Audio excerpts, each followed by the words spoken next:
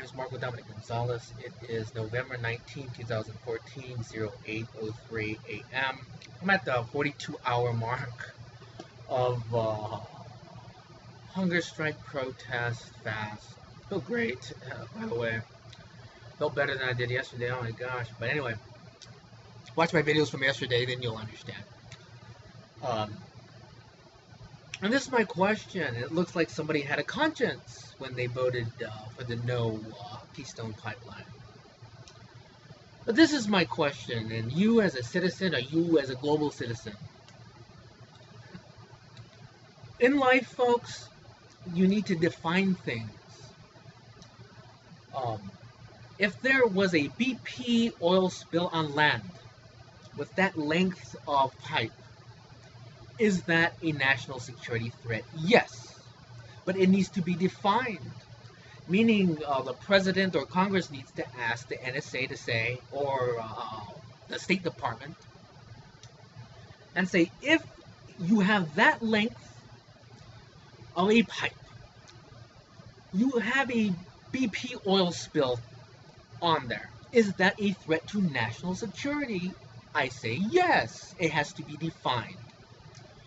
And then it has to be defined if you have a pipe the length of a state, does that threaten national security or is that just the area?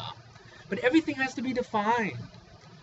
You can't, my whole thing is this, how can you argue something that long if there were, because we can go off the BP oil spill, it happened. So you can go off, what is the worst case scenario historically? The BP oil spill. So we can go off that happened. If that were on land, is it a threat to national security? Yes. Who could argue no?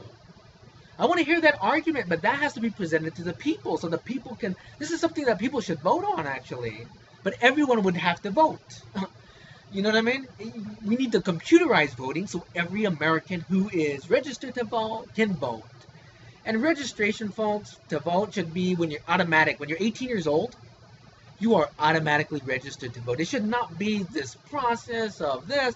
That every 18-year-old in America should receive their registration card in the mail when they turn 18. You're automatically registered. Why don't we have something system like that?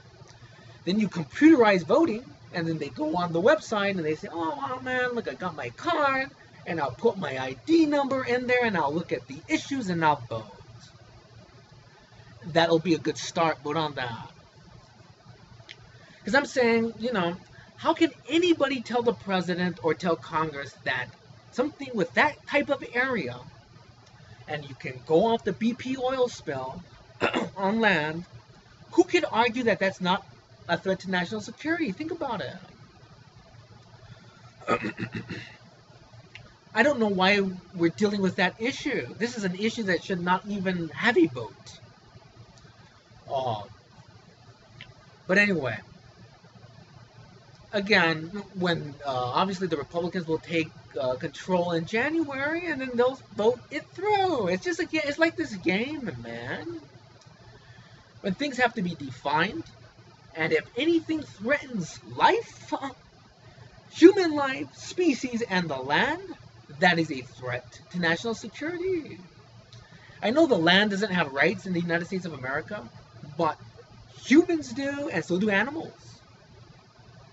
If you put a BP oil spill on that land, is that a threat to national security? I say yes. It needs to be defined, and it needs to be two lawyers argue it, and the conclusion equals yes. End of discussion.